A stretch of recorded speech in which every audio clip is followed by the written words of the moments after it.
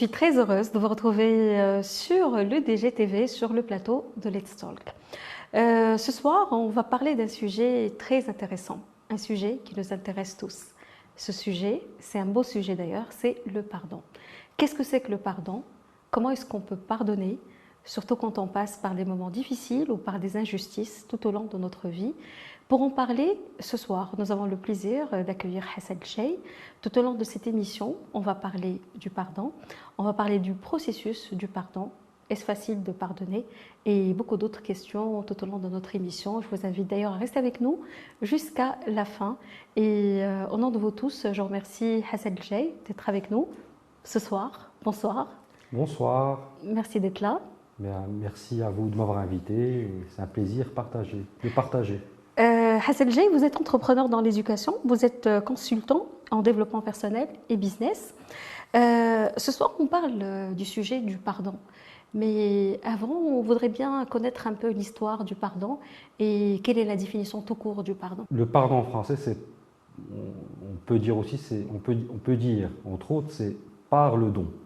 On donne, on se donne et on donne de notre personne pour pouvoir dépasser des choses. Donc, c'est un pardon. En anglais aussi, forgiveness, forgive. Donc il y a quelque chose qui transcende la personne, puisqu'elle donne d'elle-même pour pouvoir... alors, par la suite, on va comprendre, on va peut-être l'imager pour passer à autre chose. Alors, l'histoire du pardon,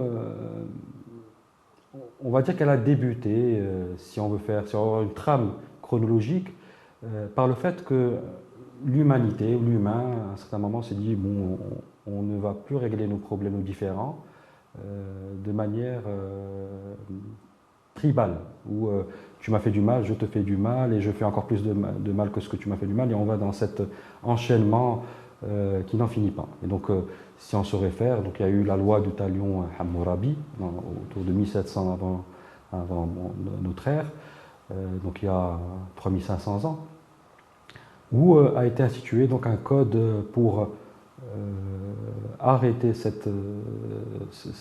on va dire cette montée en puissance des crimes et puis du retour des personnes, des gens offensés. Et donc Hammurabi a institué une loi qui ferait que les crimes, si elles devaient être punies de la même manière. Voilà. Et qu'on arrête là cette montée. Ensuite, il y a eu, je peux parler aussi, je peux citer un peu ce qu'en pensent les religions, mais il y a aussi une période stoïcicienne, on va dire les stoïques où la logique donc du pardon n'est même pas à être posée, où ce qu'on a subi ou ce qu'on va subir est de l'ordre du naturel, et que la nature a bien voulu nous faire... Exactement. Selon les différentes religions, chaque religion donnait donc une définition au pardon.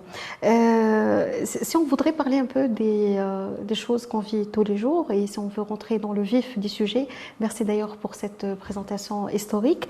Là, quand on parle du pardon, techniquement, est-ce que c'est facile de pardonner à quelqu'un qui, au cours de notre vie, nous a fait du mal, ou nous avons vécu une injustice?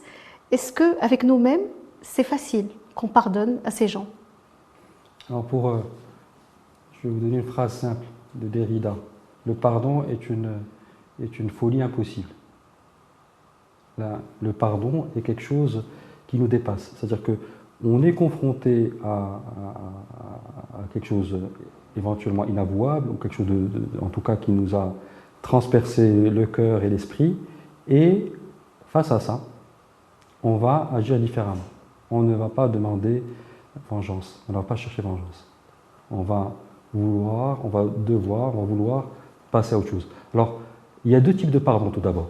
Le pardon peut être, et là c'est une complication qui va être encore, c'est un fait qui est encore plus compliqué, c'est on a subi une injustice, la personne qui nous a offensés ne nous demande pas pardon, donc on n'a pas eu une demande de pardon, et qu'est-ce qu'on en fait? D'accord. On donne une Ensuite, personne qui peut être morte, qui n'est plus. qui est morte, qui est même présente, qu'on voit tous les jours, Oui, qu'on affronte, qu'on confronte, qu'on exact. qu'on- qu'on rencontre tous les jours, et cette personne-là ne demande pas pardon. Mhm. Qu'est-ce qu'on en fait? Et ensuite, il y a, on va dire, le pardon qui est connu, où on va se pardonner, un tsamhu, Mhm. un tasamuh. Tu as fait une erreur, ou là j'ai fait une erreur, je te demande pardon, on se pardonne, et puis on passe à autre chose. D'accord. Ou le musamaha, c'est autre chose. C'est une demande, c'est un pardon qu'on fait nous-mêmes pour pouvoir passer à autre chose. Et ce pardon-là, et je pense que c'était le sens de ta question, ce n'est pas un pardon de l'oppresseur à l'oppressé. C'est un pardon que va faire l'oppressé pour l'oppresseur. D'accord. C'est comme en fait, le pardon, c'est un cheminement vers soi. C'est d'abord un pardon qu'on fait avec nous-mêmes, sans qu'on pense à l'autre qui nous a fait du mal. Le pardon, c'est un bien qu'on se fait à soi-même, c'est un cadeau pour nous-mêmes. On ne le fait pas pour quelqu'un d'autre, on le fait D'accord. pour nous, pour, pour se détacher de cette émotion négative. Très bien. Et d'ailleurs, ce qu'on a remarqué, c'est que maintenant le pardon, c'est un principe très en vogue. D'ailleurs, même aux États-Unis, dans toutes les thérapies, on fait le pardon parce que, comme on va le constater, le pardon fait du bien à soi-même. Quand on pardonne quelqu'un, c'est qu'on retrouve une paix intérieure et c'est qu'on peut avancer dans notre vie, comme vous venez de le dire, bien sûr, on coupe le lien avec celui qui nous a fait mal. Maintenant, avec vous, vous avez parlé d'une situation assez intéressante, c'est que est-ce qu'on peut pardonner quelqu'un qui est tout le temps avec nous, mais qui ne nous a pas demandé pardon? Avons-nous le choix? Exact. Avons-nous le choix? Je pense que c'est une question de choix. Est-ce qu'on veut passer sa vie à avoir des remords et avoir de la rancune et de la haine? Est-ce qu'on veut finir sa vie remplie de haine et de rancune? Ou est-ce qu'on veut à nouveau accueillir dans notre cœur de la joie et de la résilience? C'est un choix à faire.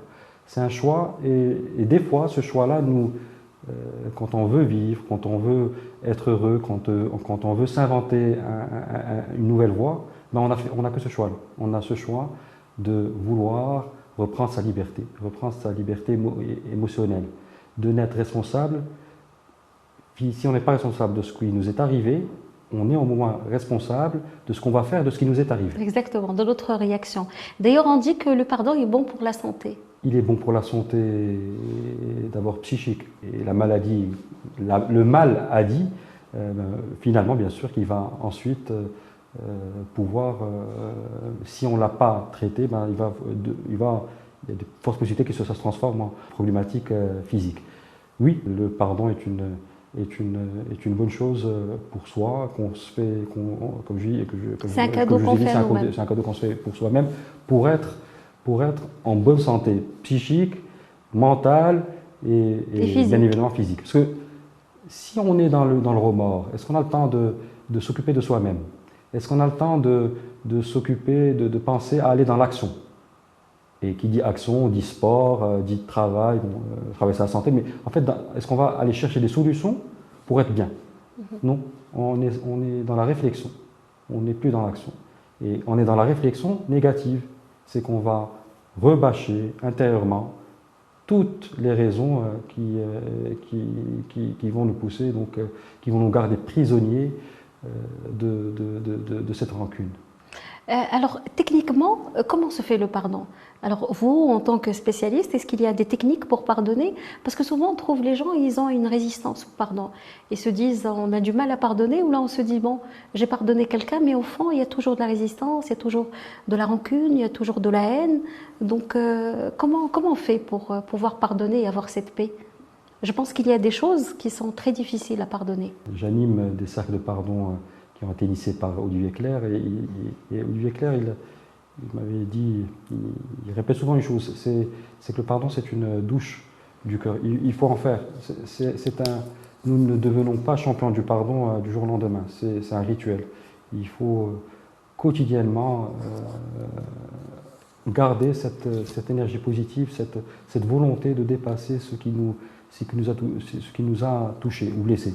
Alors, les personnes que vous citez comme exemple, qui pensent, qui disent bon, moi, je suis pardonné, mais quand ils rencontrent la personne et que là, il sent encore de la rancune ou de l'émotion, c'est qu'il n'a pas pu pardonner, justement. Pardonner, c'est se libérer de ces émotions négatives par rapport à cette personne. Alors c'est difficile, c'est clairement difficile, mais une solution existe, des solutions existent. Et la logique de ces solutions-là, c'est de pouvoir les exercer, les pratiquer quotidiennement. C'est des rituels. Alors, il y a plusieurs rituels, plusieurs personnes ont des tips, on va dire, pour pouvoir dépasser cette rancune et cette émotion négative. Mais tout d'abord, il faut en prendre conscience. C'est comme les étapes du deuil. Il faut d'abord reconnaître cette émotion négative, se débattre pour vouloir en échapper, pour vouloir renier ce qui s'est passé, et puis on passe par une souffrance jusqu'à ce qu'on accepte et qu'on puisse donc passer outre et dépasser les émotions négatives. Et pour cela, pour pouvoir dépasser cela, il faut d'abord reconnaître. On aura éventuellement un moment de souffrance et de déni. Et pour le dépasser justement, c'est installer des rituels en prenant conscience qu'on souhaite le dépasser, en installant des rituels qui permettent justement de rester dans cette sphère positive. Alors, on peut en parler par la suite. Et entre autres, il y a plusieurs techniques pour le pardon. Exactement, on est là justement pour parler de ces techniques et pour parler techniquement du pardon, puisqu'on a vu que pardonner, c'est pas toujours facile et qu'il faut des outils. Vous avez parlé du rituel, cercle du pardon, ça c'est parmi les outils. Mais il y a aussi d'autres outils qu'on peut avoir et qui peuvent aider vraiment les personnes à dépasser cette rancune qu'ils ont au fond d'eux pour pouvoir pardonner et aller de l'avant. Parce que comme vous venez de dire que quand on pardonne, on est libre, on est bien, c'est bon pour la santé, c'est bon pour notre positive attitude, on est bien devant la vie, on est optimiste, on peut pardonner aux gens. Alors quels sont les autres outils qui peuvent nous permettre d'accéder à cet état de liberté? Alors, avant de parler des équipements, de l'outil, je préfère parler du carburant. Et c'est la foi. C'est la foi. Il faut d'abord avoir une foi et cette foi, elle est maintenue. Il faut avoir la foi tous les jours, à chaque instant. Que malgré tout ce qui nous arrive, qui peut nous atteindre, ben nous ne sommes pas visés directement. C'est quelque chose de la vie. C'est l'acceptation? C'est l'acceptation, tout d'abord l'acceptation. Alors, je n'ai pas pu tout à l'heure peut-être plus parler en fait ou en tout cas développer la notion du pardon dans les traditions humaines, et j'aime le faire. Pourquoi? Parce que je pense qu'il faut d'abord comprendre le cheminement qui a amené l'humain à accepter le pardon et à dire que le pardon, et à déclarer que le pardon, à prendre conscience que le pardon est quelque chose d'important. Ce n'est pas aujourd'hui, on va dire, les New Age, les techniques New Age qui vous permettent à la personne de se dépasser, qui est venue avec le pardon. Non, pas du tout. Le pardon, comme si tu permets, bon, je reprends juste sur l'aspect traditionnel, de tradition. Donc j'en étais aux stoïciens. Les stoïciens disent tout simplement, et il y a 2700 à 3000 ans, c'est normal, c'est la nature qui a voulu ça, et nous ne devons pas aller de manière frontale, de manière directe contre la nature. La nature le veut, nous l'acceptons. C'est un peu l'histoire aussi, bon, pour simplifier, je caricature peut-être un peu, les traditions bouddhiques qui fait référence au karma. Ouais. S'il nous arrive, c'est que c'était dans l'ordre des choses et nous devons l'accepter. C'était destiné. Oui. C'était destiné. Ensuite, avant de revenir aux traditions religieuses, il y a les philosophies derrière. Et ensuite, la philosophie kantienne, qui est celle on va dire, qui aujourd'hui imprègne toute la civilisation, toute l'axe anglo-saxon, qui fait que nous devons pardonner, parce que si nous ne pardonnons pas, si tout le monde ne pardonnait pas, si collectivement tout le monde ne pardonnait pas, ben, ce serait le chaos dans le monde. Donc nous devons pardonner. Non pas parce que nous n'avons pas été blessés, mais parce que si nous faisons différemment, nous ne pouvons pas vivre ensemble. Donc, voilà. Donc, c'est vrai que, est-ce que pardonner, c'est égoïste? On en avait parlé juste avant d'enregistrer l'émission, et on avait dit que cet acte de pardonner, c'est plus pour nous faire du bien que par rapport à l'autre, qui nous a fait du mal. Exactement. Et il faut être égoïste. Parce qu'il faut d'abord s'occuper de soi-même avant de pouvoir s'occuper des autres. Et donc s'occuper de soi-même, c'est d'abord être égoïste. C'est s'occuper de soi pour pouvoir faire du bien, ensuite si on le souhaite, si on le veut, si on a cette mission dans la vie, il faut d'abord s'occuper de soi, être bien dans sa peau, être bien aligné pour pouvoir ensuite aller vers les autres. Et donc si le sens de l'égoïsme était celui-ci, oui, et pour le préciser, le pardon, c'est un cadeau qu'on fait à soi-même, tout d'abord, pour pouvoir se libérer des émotions négatives qui ont été développées suite à un événement. Est-ce que le fait de pardonner est synonyme de réconciliation? Non, non. Pour se réconcilier, il faut être deux.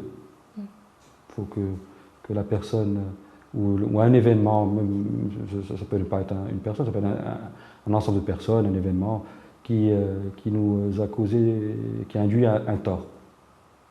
Et si l'autre personne ne demande pas pardon, ne reconnaît pas sa faute, qu'est-ce qu'on fait? Justement,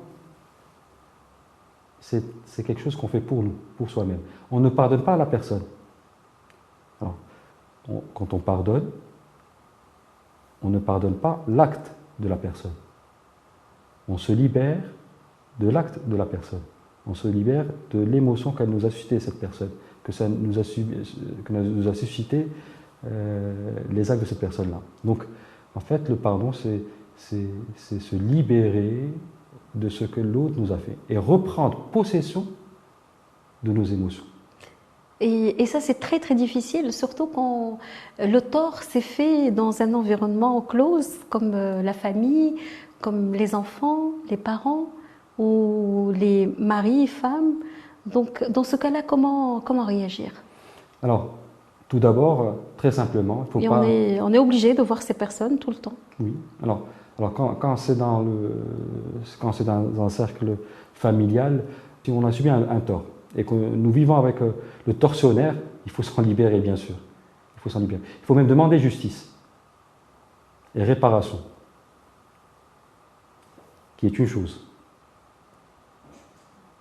Par contre, ce qui est lourd, ce qu'on garde en soi, c'est cette amertume, c'est cette rancune, qui malgré que des fois la justice peut être rendue, mais nous gardons quand même une amertume et une haine et une rancune. C'est ce pardon-là dont il est sujet. Exactement. Et le processus du pardon, est-ce que ça peut prendre des semaines, des années? Alors, surtout quand on est enfant de nous. Tout dépend de l'acceptation. Alors, c'est pas des techniques. C'est pas des médicaments. Non, c'est pas la livraison à domicile. C'est quelque chose qui ne dépend que de nous.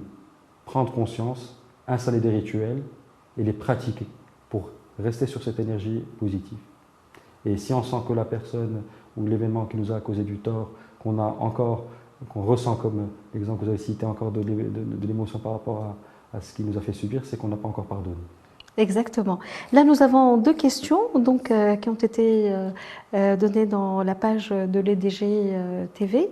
Il y avait une dame qui racontait qu'il y avait une voisine qui lui a fait du tort et que cette voisine lui a même causé énormément de tort. Mais par contre, il s'est dit que même le fait de la voir tous les jours, elle ressent aucune émotion et qu'il l'a pardonné. Est-ce qu'ici on parle du pardon qui est l'objet de notre émission aujourd'hui? Oui, alors si je comprends bien, cette personne-là a subi un tort et puis ensuite un grand tort, et qu'elle s'est libérée de l'émotion que cela subit, que l'émotion qu'elle pouvait connaître en rencontrant cette personne. Si elle n'a plus d'émotion négative, c'est qu'elle a pardonné. Mais par contre, si elle ressent encore une envie à ne pas rencontrer cette personne, à ne pas échanger avec elle, bon, je ne dis pas qu'il faut échanger avec elle, mais en tout cas, si tout est rentré dans l'ordre, mais qu'elle a encore une émotion négative à cette personne-là, c'est qu'elle n'a pas pardonné. Très bien.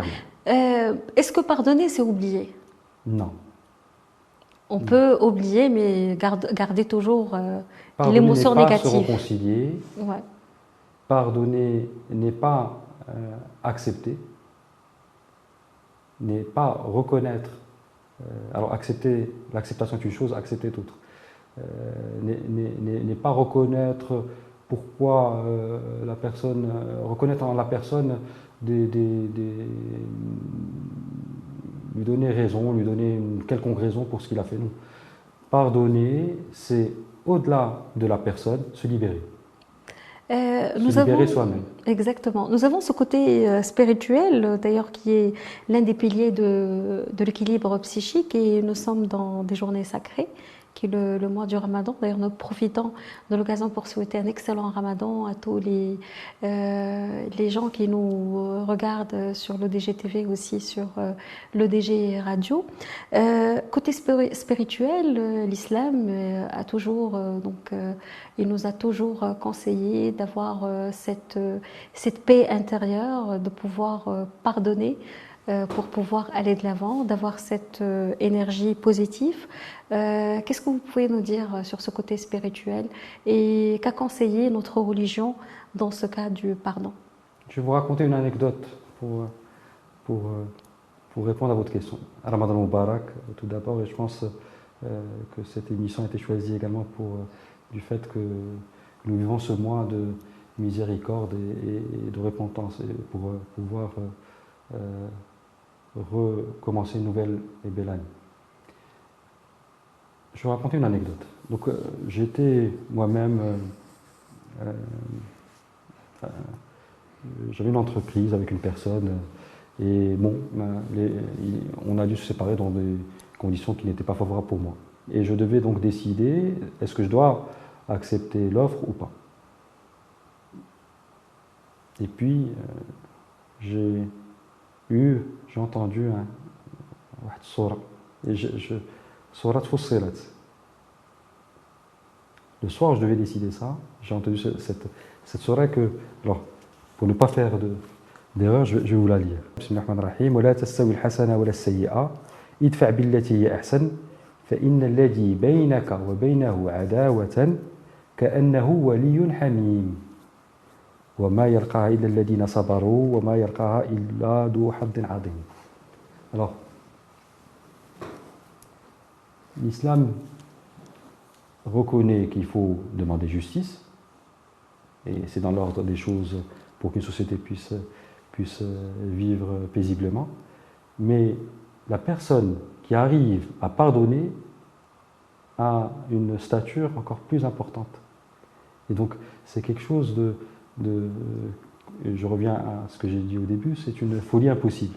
L'humain ne peut pas, de par sa réflexion, de par son raisonnement, de par le fait de pouvoir réfléchir par l'émotion et souvent par la raison, aucune des deux ne donne droit, ne donne lieu, ne donne une logique à devoir trancher et dire bon, je passe à autre chose et je me libère de toute volonté de vengeance. Ça, c'est improbable. Alors, et encore, parce qu'il je pense que j'en ai parlé tout à l'heure, il y a deux types de pardon. C'est vous avez été offensé et l'offense s'est terminée et vous allez passer à autre chose. Vous avez divorcé, le divorce a été jugé, c'est bon, l'offense est passée. Bon, il y a eu quelque chose. Quelqu'un a trompé l'autre ou a fait du mal. Même sans tromperie, on a divorcé, on pense qu'on a été offensé et donc on a le choix de vivre autre chose. Bon, imaginons un cas qui est celui-ci. Donc ça, c'est une offense qui nous permet. Bon, il y a eu une offense, mais on peut passer à autre chose, éventuellement. Et puis il y a une offense qui est celle qui dure. C'est que nous subissons une offense, nous subissons encore, nous la vivons encore, et que peut-on faire à ce moment-là? Exactement. Est-ce qu'il faut trancher? Est-ce qu'il faut s'éloigner? Il faut s'éloigner, il faut se prémunir, il faut mettre un espace entre l'offenseur et l'offensé. Mais est-ce qu'on peut pardonner à ce moment-là? L'offense est encore vivace. Comment faire? Exact. Et c'est là où justement rentrent les techniques du pardon, les rituels, comment avoir cette générosité de l'âme pour pouvoir, et cette maturité aussi émotionnelle, cette intelligence pour pouvoir pardonner, pour nous faire du bien. Alors je vais prendre une logique New Age, qu'on va dire. Alors justement, quand on est encore dans cette sphère, on va dire mauvaise, justement, passer à autre chose permet de revivre autre chose. C'est comme si nous demandons à Dieu, très bien, j'accepte ce qui m'est arrivé, mais je ferme cette parenthèse pour que Dieu, Azza wa Jal, nous donne Autre chose. autre chose, nous ouvre un nouveau chemin. Mhm. C'est-à-dire qu'on souhaite fermer ce chemin-là pour qu'on puisse emprunter un autre chemin. Bon, dépendamment des religions et puis des croyances, chacun peut invoquer la puissance auquel il croit, mais c'est pareil.